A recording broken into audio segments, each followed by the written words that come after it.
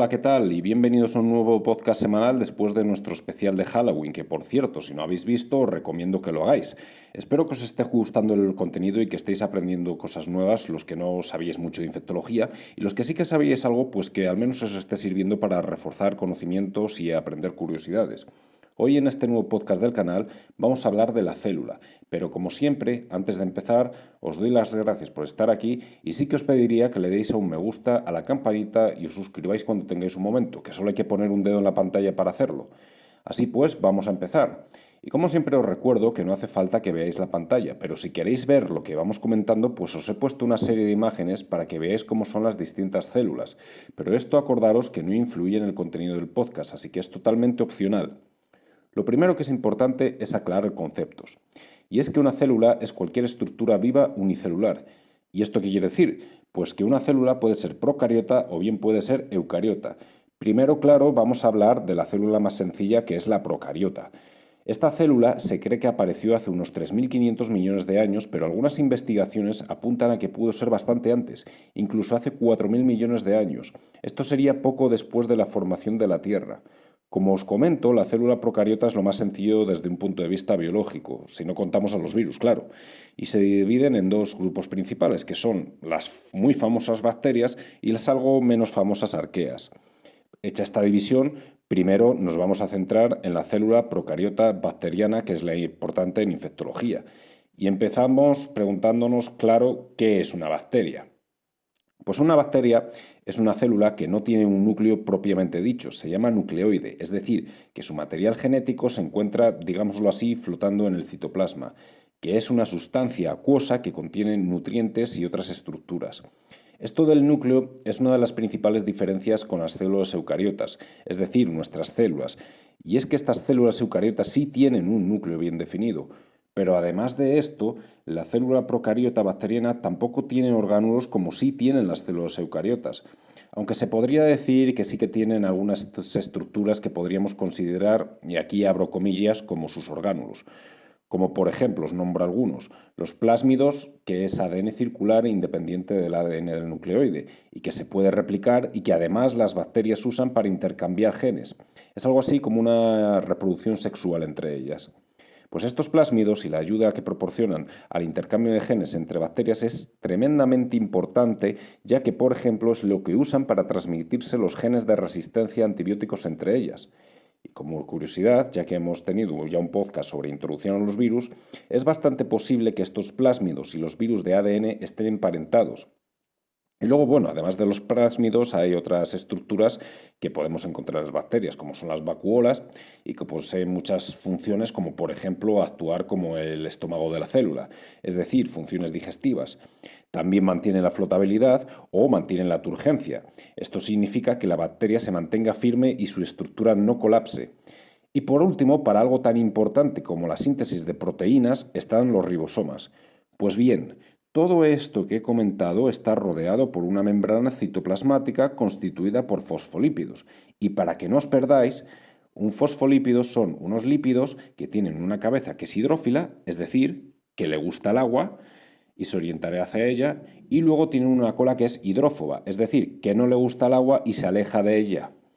Estos fosfolípidos forman una capa doble, de tal manera que una cabeza de un fosfolípido mirará al exterior, mientras que la cabeza de otro fosfolípido mirará al interior de la célula. Las colas, como os podéis imaginar, de cada fosfolípido quedan enfrentadas entre sí.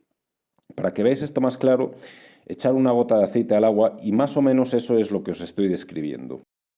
La importancia de esta membrana es enorme, ya que es lo que mantiene viva a la célula, separando su interior, donde están todas las estructuras, el material genético, las proteínas y los nutrientes, de su exterior. Pero sigamos hablando de la delimitación de las bacterias, y es que después de la membrana citoplasmática que os acabo de comentar, hay una pared celular que protege a la bacteria y le da rigidez. Y según el tipo de célula, esta pared celular será diferente, es decir, que la pared celular de una bacteria es distinta de la pared celular de una célula de planta, de una célula de hongo, y por ejemplo, las células de los animales ni siquiera tienen esta pared celular. Y aquí hay que hacer un pequeño pero muy importante comentario, y es la división de las bacterias. Y sí, ya lo sé, pero efectivamente las bacterias también se subdividen y esas subdivisiones tienen a la vez más divisiones. aunque tranquilos que no vamos a entrar tan a fondo en todo este tema. Lo importante para este canal que estamos haciendo es saber que las bacterias se dividen en dos grupos principales según se tiñan de un color u otro con la tinción de Gram. Y esto seguramente sí que os suene, o al menos hayáis oído hablar de las bacterias Gram positivas y las bacterias Gram negativas. Una pequeña explicación de ambas para que quede claro. Tenemos las bacterias Gram positivas que se tiñen de azul oscuro o violeta, mientras que las Gram negativas se tiñen de rosa o rojo. Las diferencias entre ambas están en la pared celular, que las Gram positivas digamos que es muy gruesa, y en las Gram negativas tiene dos membranas lipídicas, entre las cuales se encuentra una pared celular más pequeña que las Gram positivas. Tranquilos que no os lío más la cabeza respecto a esto. Como curiosidad, que por cierto ya hemos nombrado, es que algunas bacterias Gram positivas tienen la habilidad de formar esporas si las condiciones ambientales no son adecuadas y pueden permanecer en este estado latente durante años. ¿Os acordáis del grupo de los Clostridium? Bueno, pues este grupo son bacterias Gram positivas y lo vamos a desgranar todo en futuros podcasts. Ya veréis lo interesantes que son y a la vez peligrosos. Por supuesto, no nos podemos olvidar del otro grupo, las Gram negativas. Y el ejemplo más típico que os puedo poner, el de la Escherichia coli, que es una bacteria que vive de manera normal en nuestro intestino, pero que a veces puede ser causante de infecciones muy graves si aparece en la sangre o en la orina. Esta bacteria y otras similares también las trataremos porque tienen una relación muy importante con la resistencia a los antibióticos. Puede que os suene el término de los superpatógenos o superbichos, que por cierto no nos gusta mucho llamarlos así en infectología, pero por ahí van los tiros.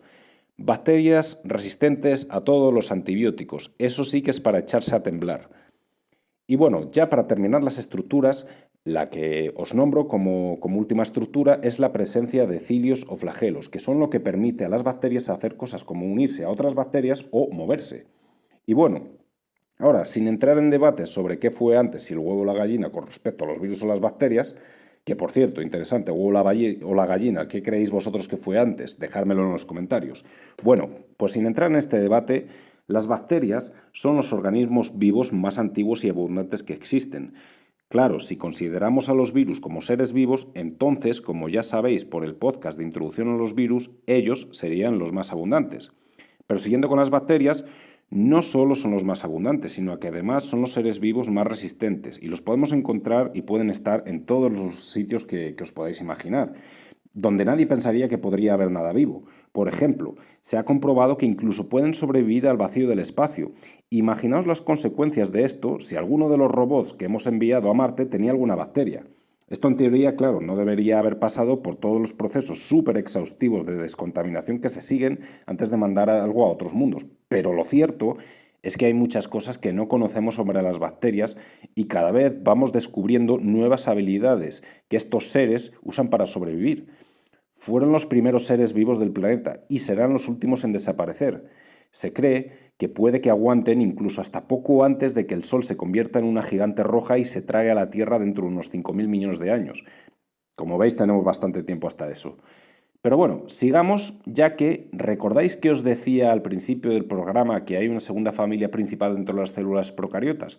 Pues bien, os presento ahora a las arqueas.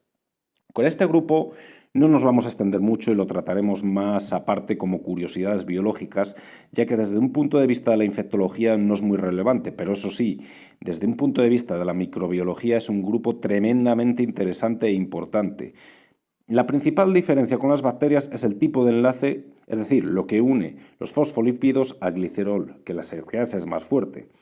El glicerol, para explicároslo así rápidamente, es un tipo de alcohol y un alcohol viene a ser la unión de un átomo de oxígeno con un átomo de hidrógeno. De todas formas, esto no tiene mucha importancia porque desde un punto de vista de la prevención y control de enfermedades infecciosas, es decir, de la infectología, como os decía, no son relevantes, ya que curiosamente no producen enfermedades conocidas en humanos.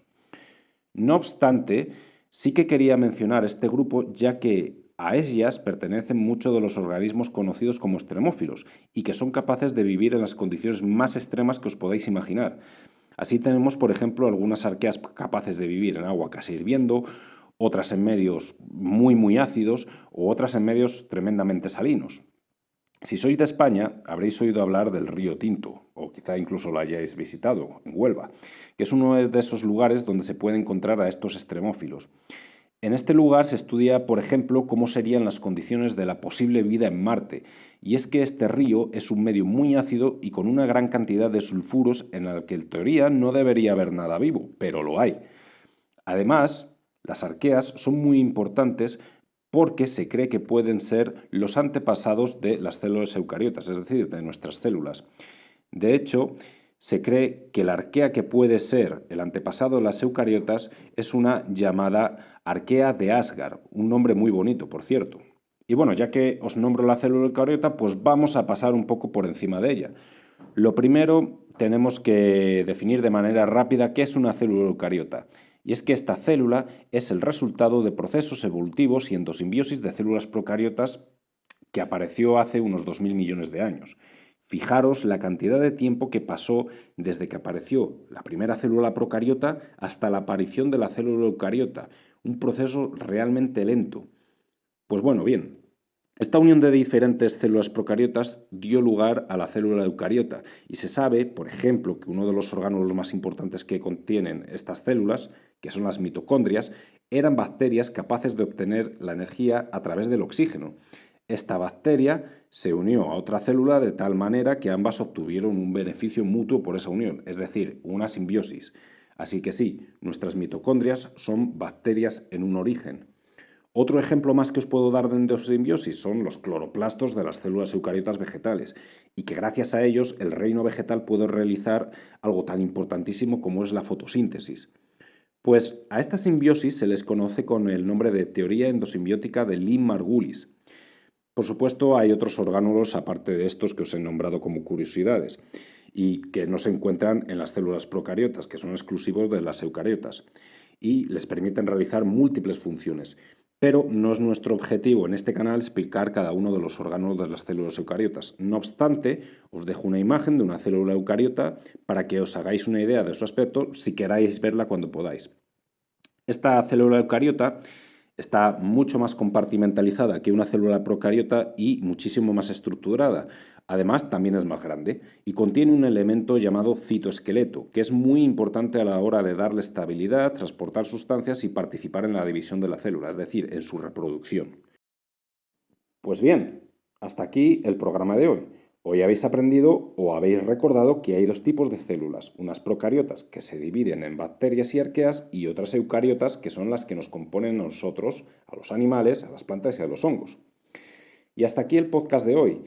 Ya sabéis que se va acercando el invierno, al menos en el hemisferio norte, así que pronto tocará hablar de patógenos invernales que son bastante interesantes.